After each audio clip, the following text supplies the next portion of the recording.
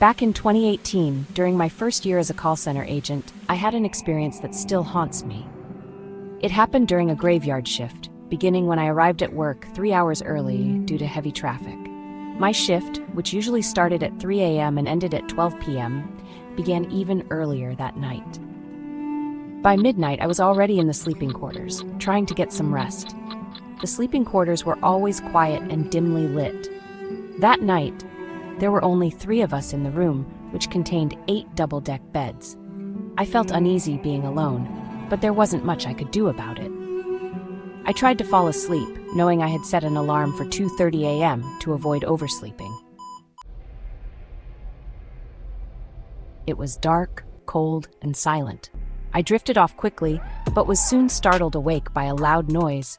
One of my colleagues had moved in their bed, and the sound was enough to jolt me from my sleep. At first, I thought I had been asleep for hours, but when I checked my phone, I saw that it had only been 5 minutes.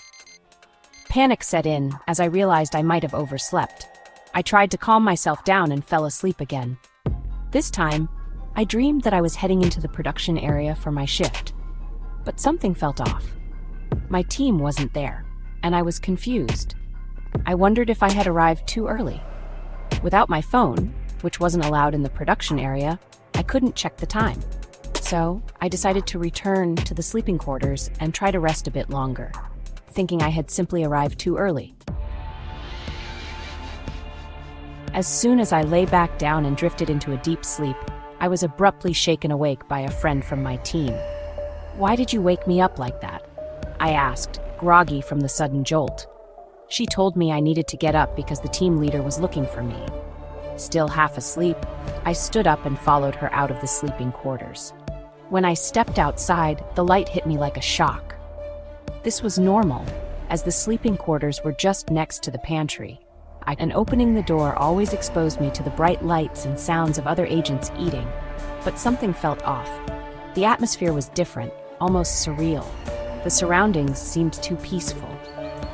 The path we walked toward the production area felt unusually long, and everything around me looked like paradise: lush trees, fresh air, and an overwhelming sense of calm. I was confused, but strangely at peace. It felt like a dream I didn't want to end. But just as we reached the end of this strange, beautiful place, everything suddenly went dark again. That's when I woke up once more, back in the sleeping quarters. It took me a moment to process what had just happened. I couldn't believe it. I thought I had been awake, but in reality, I had been dreaming the entire time. Confused, I asked my best friend if she had really come to wake me up earlier. She said she had simply checked on me because I always arrived early for my shift. That's when it hit me. I hadn't actually woken up at all. I had been dreaming the entire time. The vividness of the dream felt so real, and I was disturbed by how much I had believed it was actually happening. The experience left me feeling trapped in an endless loop of waking and dreaming, where I was aware of it but couldn't control it. It was terrifying. It felt like a nightmare I couldn't escape, even though I knew I was asleep. After that night, I became afraid of sleeping alone, especially in the sleeping quarters. I shared my experience with my teammates, and they suggested it might have been a lucid dream.